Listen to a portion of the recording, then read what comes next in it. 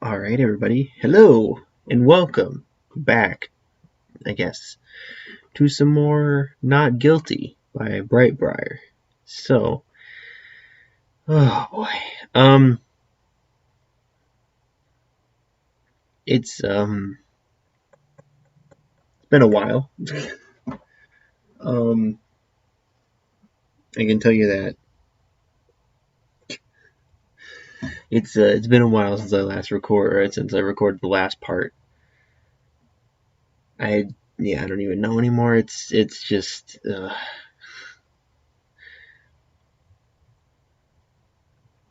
don't even know right now. But here we are. We're just gonna start doing this, and yeah, let's just go so we can get more parts of this done, because there's a lot of parts of the story, and there's a lot of chapters in the story, and yeah, I don't even know. Let's just get going. So here we are in chapter 4/3, Revival of the Dark. The next morning, Merrick woke up more exhausted than when he'd gone to sleep. Soft dawn light crept through the cracks in the blinds, rendering his night light redundant. Shaped like some kind of bird of prey, which Merrick had always thought of as a falcon, it sat a few feet away from him, giving off a warm, comforting glow. He always became a little embarrassed when others learned that he still used a nightlight, but then if they'd been through what he'd been through and seen what he'd seen, they probably wouldn't like sleeping in the dark either. Alright, fair. He stood up, opening the blinds. His room wasn't very high up, but he still felt lighter somehow. The feeling of freedom from when he was on the plane lingered whenever he was close to the sky. Moreover, the view, while not as spectacular as it had been from the plane, wasn't bad. The silver towers surrounding Kybercorp's headquarters shone in the golden morning light, and he could see the waterfront through the gaps between them. He gazed distractedly outside for a few moments more, leaning forwards, resting his hands on the window still feeling a bit spaced out. His surroundings had become so different so suddenly, in a good way, for sure, but still. Merrick yawned, stretching his arms above his head, feeling a few different things crack. Although he felt tired and disoriented, he didn't feel as awful as he felt he probably should have after the long plane trip. His sleep schedule had always been irregular, especially in the tombs where the sun was functionally absent, the distinction between day and night almost irrelevant. Down there was no guarantee that the sun would rise when it was supposed to. Finally, with some fresh clothes, brushed hair, eyeliner sharp enough to stab someone with, and more than a few questions about how Mokuba thought he was supposed to shower, he headed out the door, all 7 Millennium items securely in his backpack. He still wasn't sure about leaving them in his room. He didn't know how many people would be able to unlock his door. Ryu had invited him to a cafe called the Black Fawn in the city center so that they could catch up. According to Ryu, the cafe made the best herbal tea in Domino, even if it was a little pricey. Yugi was planning on coming too. It'd been a while since either of them had seen each other, and of course Merrick had a few things to ask about Kyoru if Yugi was feeling up to it. But he would understand if Yugi didn't want to talk about it yet. Being involved in someone's death was never something you really got over.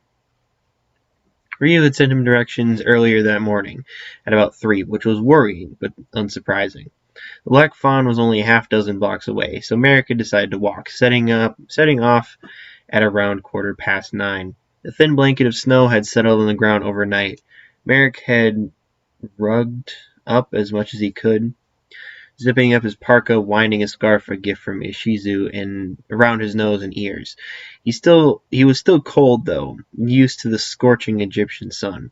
Although it had only been a few minutes, his fingers felt numb, his ears and nose felt almost painful, and he couldn't feel his feet at all. He was going to have to find thicker socks, and a beanie, and gloves, and maybe even hand warmers. The streets were busier than Merrick remembered. He supposed it was close to peak hour in the middle of the city, but it was surprising nonetheless. Important-looking people. Oh my god.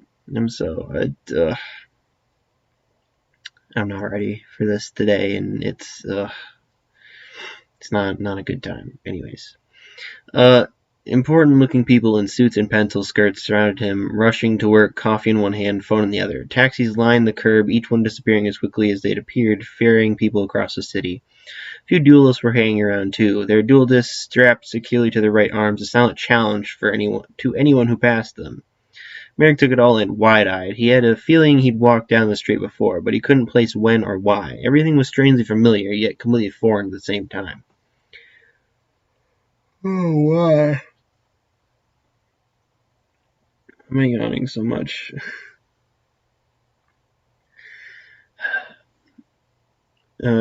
Ryu was leaning against the wall, leaning against the wall outside the cafe when Merrick approached.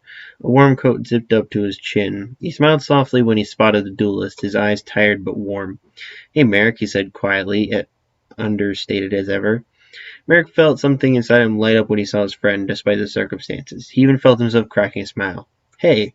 He drew his freezing hands out of his pocket, putting them back into his sleeves to protect him from the cold, now stretching his arms to offer Ryu a hug.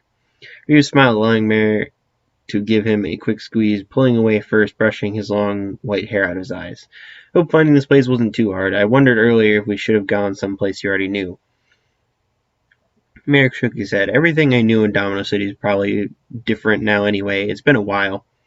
"Yeah, I suppose a lot must have changed since you were here last." "Yeah." A silence fell between them, the kind where there was plenty to talk about, but neither party was quite sure where to start, and they had just enough distance from each other for it to be a bit awkward.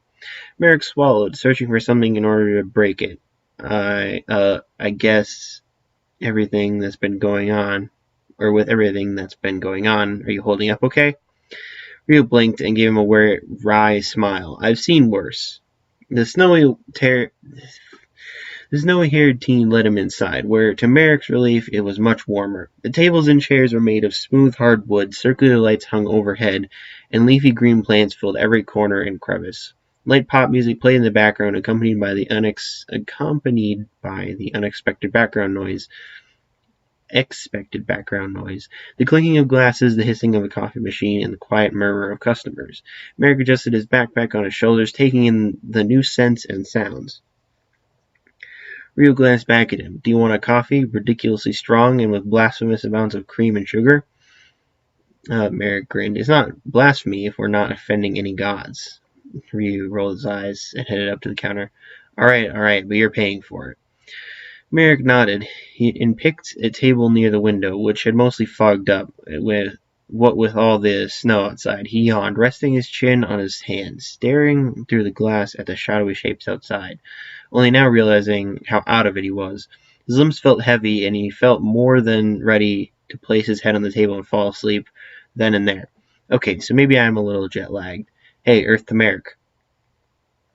Merrick sat up suddenly as he heard Ryu behind him, whipping his head around. "Oh, hi." Ryu smiled softly. "Tired?" "A little." Ryu nodded, shedding his jacket, sitting opposite the blonde duelist. "Was your trip okay?" Merrick straightened slightly, eyes lighting up. "Yeah, it was good. It was my first time on a plane, and the view was amazing." You like flying then," he said, faintly amused. "God, absolutely." He broke off, both of them looking around as the bell on the door tinkled? Yugi's hair poked through the door, followed by the rest of him as he Yugi's hair poked through the door, followed by the rest of him, as he scanned the room for his friends, giving them a small smile and a little wave. He turned to close the door as quickly as he could, not wanting to let any more cold air in. Oh, good shit. His blonde bangs almost floating, tousled by the breeze outside. He approached the table, unwrapping his scarf from around his neck. The closer he got, the more Merrick realized something was off about him. Usually he radiates friendliness and had a quiet determination about him, but instead everything about him seemed tired and dull. It was impossible to miss the dark bags under his eyes, nor his more unkempt than usual hair, nor the way his shoulders were slightly hunched, making him seem even smaller. As he sat down, he smiled weakly at Merrick, but it wasn't his usual smile. Even the smile he gave to strangers would usually reach his eyes. "Hey, Ryu-kun, Merrick-kun." Merrick felt something inside of him swell.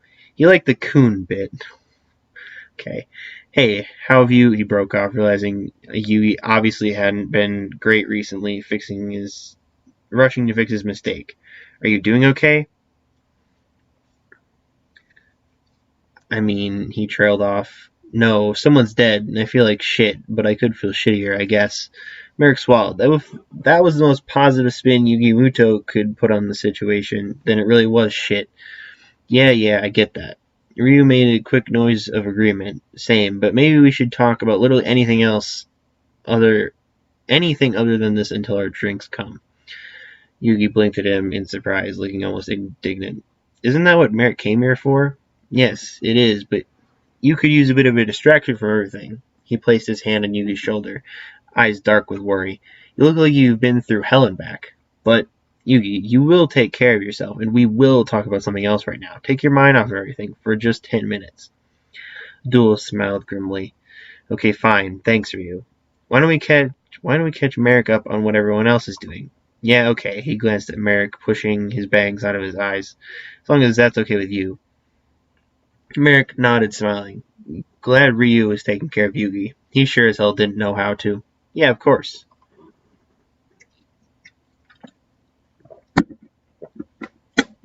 Drink time. Anyways. He sat back in his chair, listening silently, letting Yugi and Ryu carry the conversation, running through what their friends had been doing as they waited for their drinks to arrive. Although he felt exhausted, to his credit, he paid full attention to what was happening at least 30% of the time. Okay. It wasn't that he didn't care that Anzu was visiting from America, where she was studying music there. It was that he didn't care about the little details, like who her roommate was or how long her semesters were. But if it was good for Yugi to talk about it, which Ryu seemed to think it was, he could pretend to be interested. The conversation drifted from Anzu to Honda to Jonuchi, and eventually to Yugi himself. I don't know what those are, but I can only assume that at least the first. I know the first one's Taya. I don't know. I assume Joey and Tristan are the other two, but I don't know which one is which. Maybe we could do some Google searching. All right, let's see. Yeah.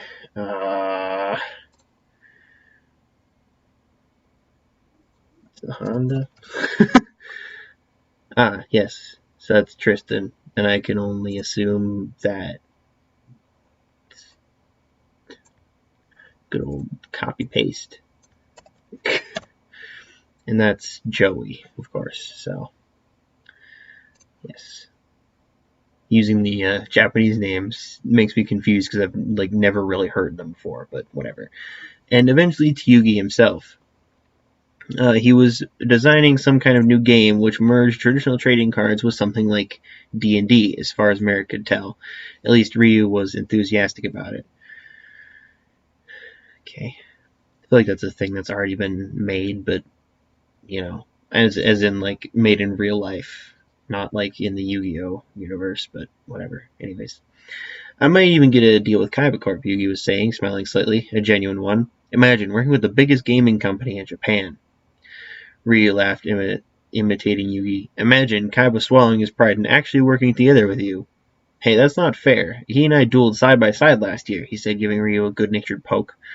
Ryu just grinned mischievously. Wasn't conscious, didn't happen.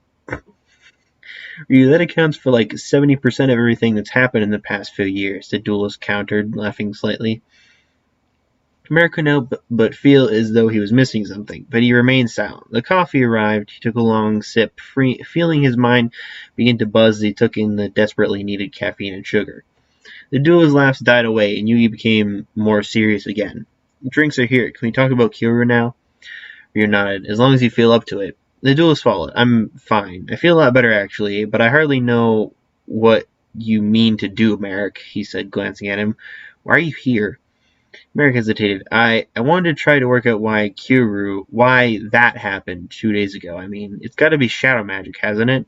So I probably stand some chance of working it all out. Yu frowned. I mean, sure, but it's not your responsibility. You really don't need to take this on. Merrick shook his head. It's okay. I don't know why. I I feel like I do. I feel like someone needs to work out what's going on, and no one else is really trying, so it's been left up to me. Yugioh paused, tilting his head slightly. I guess you do a better job than the police. Do you have anything so far? I mean, I don't know much. I only know that Kyoru collapsed when his life points hit 0, and that I had all the Millennium items at the time. But even so, I can't see how the Millennium items could have not been involved, he said, putting his mug down on the table. Like, it doesn't make sense, but everything else caused by a shadow game makes more sense than it being pure coincidence. It must have been a shadow game. I don't see how either you or Kyoru could have started one without any of the items. But there isn't another explanation, is there? His eyes narrowed. Wait, you said you had all the money items? Yeah, someone had excavated them all back in Egypt, but they weren't very safe where they were. I figured I know better than anyone how to look after them. Yugi didn't quite look as he believed him. He leaned forward, his wide-eyed gaze probing Merrick. But all of them? Including the puzzle in the ring? Ryu added. Merrick blinked, wondering what was so odd about him having those two in particular. Of all the things that don't quite add up about this whole situation. Yeah, look, I'll show you. He leaned over, reaching under his chair for his backpack, pulling out the rod and the puzzle and the ring. Yugi shifted his chair slightly, blocking the view of any onlookers, and reached for the puzzle, carefully taking it in both hands, holding it close to his face, inspecting it. He smiled softly. Yeah, that's it. But who assembled it? Merrick frowned. I hadn't thought of that. That's how I found it. Either someone at the museum had a computer do it, or it was found like that, I guess. Yugi nodded, continuing to examine the puzzle thoughtfully. Ryu's eye had locked onto the ring, his gaze unreadable. Merrick took the rod off the table, twirling it between his fingers. So why is it so odd to you both that I should have these? Ryu and Yugi exchanged a glance, then Ryu said to Merrick, Did anyone catch you up on what happened back when Kaiba was releasing the new dual disc? Ryu, if you didn't do it, I assume no one has. Ryu sighed. Long story short, this guy called Diva, an old disciple of Shadi, had an 8th Millennium item, the Dimension Cube. What? 8th Millennium item? Merrick echoed disbelievingly. I'd like to think I'd know about something like that already. Ryu nodded. Maybe it was created after the others, with the same Millennium spellbook. We're not sure. Whatever it was, Diva used it to try and destroy the human race as we know it, in order to create a more perfect world or something. Merrick stared at Ryu, stunned. How the fuck did I not know about humanity almost getting destroyed? And also, Kaiba was trying to excavate the puzzle himself and bring back Atem at the same time. The end result was Atem reappearing and helping Yugi to stop Diva, only to disappear again, taking the puzzle with him. The Millennium Ring also got mixed up in everything somehow. Yugi added, Diva got possessed by it before Kaiba and I fought him together. We thought it had been lost too. Merrick blinked, his mind buzzing with questions. Where is this 8th Millennium item now? Kaiba ended up with it. Mokuba says that it's safe, and that it certainly wasn't touched before. Yugi trailed off, his eyes darkening. Before Kyoru, Ryu said quietly, clarifying for Merrick, casting Yugi a worried glance. Merrick nodded solemnly, still processing this new information. Let me get this straight. You both thought that the puzzle was in the afterlife with Atem and the ring had been destroyed. Yugi sighed. Yup. Why would they reappear again? Ryu continued to stare at the ring. Merrick had a feeling that he didn't even have to touch it to know that it wasn't a fake. He noticed Ryu had a strange kind of intuition surrounding the supernatural, and he was certain the Millennium items weren't exempt from that. Yugi glanced at whatever, we'll wait for a bit. Yugi glanced at Ryu. Are you okay? You've been looking at that thing for a while. You've been staring at the puzzle, Ryu retorted. Sure, but not as if it might bite my head off. Ryu smiled wryly. I've just been working out whether it has a spirit in it. It doesn't. Yugi blinked at him, but didn't question this. Merrick suddenly stopped spinning the rod, narrowing his eyes. It doesn't make any sense. Why would they appear again? That was exactly what we were wondering, Yugi said, handing the puzzle back to Merrick, his eyes a little wistful. Maybe it's relevant to, Merrick grimaced. I'm sure it is. How was your talk with the police? Yugi glanced down at the table, looking worried. I don't know. I talked to a junior investigator, Officer Tadeka, who was on to the fact that Kiro's passing coinciding with the duel ending wasn't just chance. I don't think they're going to leave all this alone. Merrick nodded. But as long as they don't know about the Shadow Games, everything will be fine, right? I'm just concerned that Tadeka seemed willing to do a fair bit of digging, Yugi replied, leaning back in his chair. God knows there are plenty of things he could uncover that weren't supposed to be found. Things that could get all three of us into trouble. Merrick swallowed, not meeting Yugi's eyes, staring into his coffee. Yeah. There was a long pause. Ryu also looked more than a little nervous. Yugi broke the silence, which was becoming a little more awkward. Just so you know, a temp set a guy on fire once. A few guys actually, so I get it a little bit too. Ryu and Merrick exchanged a glance. No, you don't. Within an hour, Yugi had to leave. Merrick offered to pay the tab, doing so through a little harmless brainwashing. That was how he'd gotten by when he first left the tombs, not being able to do so. In the past year had been more than a little problematic, but he'd managed, with a lot of help from Ishizu and Rashid. He didn't tell Yugi and Ryu what he'd done, though. They definitely wouldn't have approved.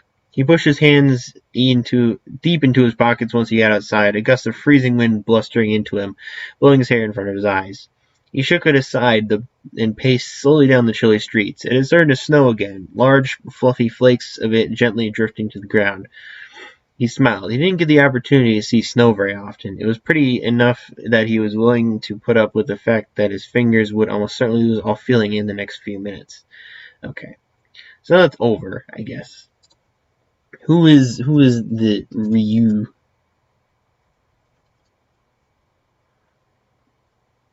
Bakura, I guess. I mean that makes sense. So I guess it's Bakura.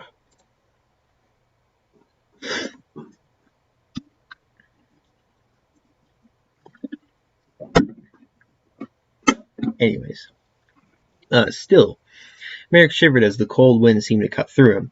The footsteps of everyone around him crunched almost unnaturally loudly in the snow. The crowd was marginally thinner, but the streets were still buzzing with activity. Cars sped down the main road, people wearing expensive-looking coats carried shopping bags as they continued to gaze into store windows, and the jarring, grating sounds of construction work could be heard a block away. Countless people passed him, not noticing each other. Nothing was particularly out of the ordinary, but the more he looked around, for some reason Merrick couldn't shake the feeling that something was off. Swallowing nervously, he continued on his way back to the Kybercorp building so he could lie down and figure out what he was supposed to do with the rest of his day. Still, he felt on edge, and though he couldn't think why, the feeling only grew. He quickened his pace, trying to push it back. You're being ridiculous, Merrick. Why would... Then, as he approached a corner, he felt someone's gaze boring into him. He stopped, turning a slow, careful circle, scanning his surroundings, fists clenching automatically. The hair on the back of his neck rising. He knew not to ignore this feeling, and he especially wasn't going to ignore it considering the events of the past 2 days. He gingerly removed his backpack and pulled the Millennium Ring, holding it out in front of him. Where is the person who's watching me? The ring's prongs twitched, and then the center one stuck outwards, pointing a bit to the right, down a dark alley. Merrick glowered at it, as though it was somehow the ring's fault that he was supposed to be headed down such an ominous alleyway, most likely devoid of anyone else. Great. This is Bakura. I don't know. Alright, whatever. Merrick turned in that direction, and the point of the prong stayed in place, as though the ring was a compass, and whoever was watching Merrick was north. Cautiously ready to swap the ring for the rod at a moment's notice, Merrick slunk down the side street, his heart hammering against his ribcage. He called out, his voice steadier than he expected. Hello? Hey, asshole. Merrick jumped, gripping the ring tighter, his eyes widening. His heart leapt to his throat, and his hands were shaking. Oh boy, I know that voice. You've got to be fucking kidding me. He glanced quickly around, not seeing anyone. Then, Bakura? You don't have to sound so disappointed. Merrick took a half step back, confused, and more a little scared. 3 thoughts, 3 questions dominated his thoughts. What the fuck, how the fuck, and why the fuck? A wave of emotion assaulted him all at once, shaking to his core. Shock, denial, distress, uneasiness, and somewhere deep down, a joy. He tried to pretend the last one wasn't there. He tried to convince himself that more than anything he felt irritated. Irritated that Bakura, who should have been dead, had the nerve to show up now and make him feel all conflicted like this. So it is not, in fact, Bakura that is Ryu. I don't know who that is. Because when I put Ryu into Google with Yu-Gi-Oh, as you saw before, it goes to Bakura, so I don't know. I don't know who that is. Whatever.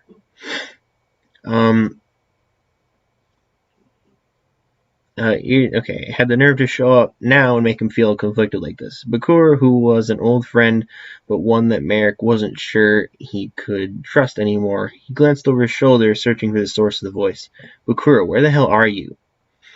Stop looking around so much and focus on the wall in front of you. Merrick blinked, taking another step backward, staring at the empty space. Sure enough, when he concentrated on the one spot, Bakura slowly materialized. First his white hair, then his striped shirt, slowly moving downward, although his feet never became fully visible. He looked more ghost than human, his spectral form flickering and wavering. There were bags under his eyes, his hair was disarranged and disheveled, and his face looked slightly off color. Merrick stared at him, doing everything he could to pretend the urge to celebrate Bakura's return wasn't there. You look like a mess. Bakura glowered back at him. I think we've both got bigger problems than that. Merrick nodded, eyeing Bakura warily, his mind racing. Even without the context of Kyora's death, Bakura's sudden reappearance was nothing if not suspicious. Hesitating, Merrick grabbed the Millennium Rod out from the top of his backpack, pulling the sheath off the blade, letting its deadly tip show glinting in the darkness, a silent threat. You're definitely going to have a problem or two if you don't explain why you're here. Bakura eyed the rod. Geez, you are still an asshole, aren't you? Maybe, but right now, that's your problem, not mine. Oh yeah? And why's that? Merrick glared at him, swallowing. Because someone's just died playing a card game, and if you're here, it could have been your fault. Bakura stared at Merrick for a moment, then looked away huffily. If you're going to interrogate me, save it. You'd be wasting your time. I had nothing to do with Kyora's death. Prove it. He raised an eyebrow. I'm innocent until proven guilty, thank you very much. Kura, you were never innocent. Bakura scowled at him. Fuck off and take just 2 seconds to think. Why the hell would I want anything with Kyoru? Merrick narrowed his eyes. You wouldn't, but maybe you'd have wanted to kill Yugi. Maybe you missed your target. Bakura looked exasperated now. Are you stupid? It's the Pharaoh that I have a score to settle with. I don't like Yugi, nor any of his friends, but I never wanted to kill them. They're expendable, but not worth chasing after. Merrick paused, considering this. He trusted Bakura about as far as he could throw him, which wasn't very far, considering he didn't appear to have a physical form. Come on. But he couldn't deny that he was making a fair bit of sense, nor could he deny the fact that he wanted to believe him. He bit his lip. Alright, let's say I believe you. What's going on with this? He said, gesturing at Bakura's ghost-like form. Bakura's gaze dropped. He pulled his right arm across his stomach, looking almost vulnerable. I don't really know. I don't have a body. I think I'm just a spirit now, a fragment of a soul. I've only been back, if this even counts, for a few weeks. I'd love to know what's going on here just as much as you would. Merrick blinked, pushing back a pang of sympathy. Don't feel sorry for him, damn it. You can't trust him. You don't know why you're here? Bakura shook his head. No, I've been dead for months. He lifted his gaze, staring at Merrick. Which is why I want to help you. Merrick instinctively gripped the rod more tightly, his eyebrows shooting upwards. I'm sorry? Bakura gave him a long, careful look. I'm powerless like this, Merrick. My soul doesn't rest in the ring anymore. Without a physical form, I can't do a whole lot except for lurking, spying, and watching. People can't see me unless I show myself to them, and even then, it can be a struggle.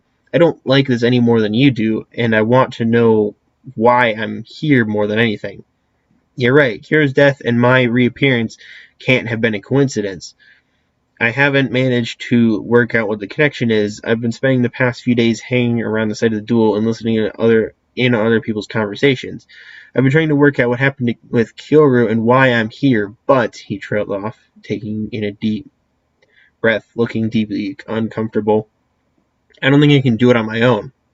Merrick bit his lip considering this, his eyes widening. That was a big admission for Bakura to make. The breeze picked up a little, stirring his hair, snow swirling around them. Hope and apprehension swelled in his chest simultaneously. You want to work together? As partners? Bakura looked resigned, more than a little irked, and more defenseless than he would have wanted to. If you must phrase it like that. Merrick stared at him, hoping he looked more impartial than he felt. He hadn't dared admit it to himself, but he'd missed Bakura. Not necessarily for who he was, a homicidal scene, okay, but because of the role that he'd played. Bakura had been his first friend, the spirit that had probably never thought of him like that, but when they'd been working together, Merrick had felt a little less alone. The blonde-haired duelist stared at the ground.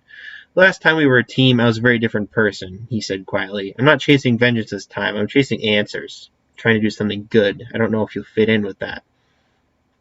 Bakura narrowed his eyes. Although he felt rejection of his old ways unsaid, Bakura seemed to pick up on it regardless. Figures, you are always soft, but if it's answers you're after as well, then I'll put up with it. I tolerated you then, I'll tolerate you now. Merrick smiled sheepishly at him. You are desperate.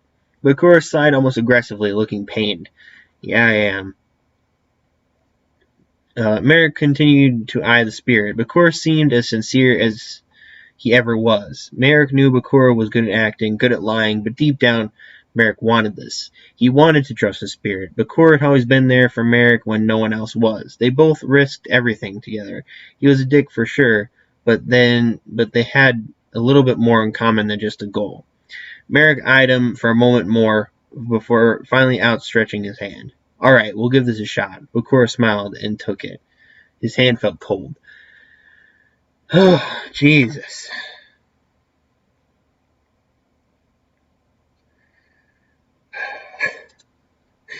All right, well, that is going to be the end for this episode because it's probably been going on for quite a while.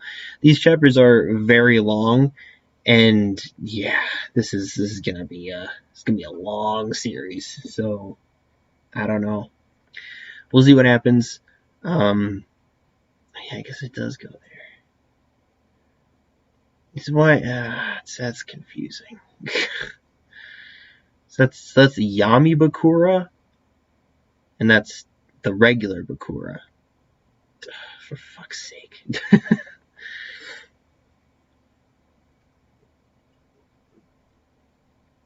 That's very dumb. I could have also looked up here because it says the characters up here. Oh god.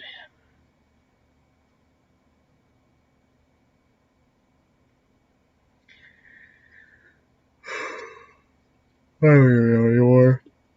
But yeah, so this is gonna be the end. Next time we'll come back for chapter 4, chapter 5, whatever you want to call it. Yeah. Maybe one of these chapters will be much shorter, and then we can, then we can maybe get 2 chapters done in one episode instead of just one. But I don't know. There's a lot to read here, and don't know if I'm ready for it.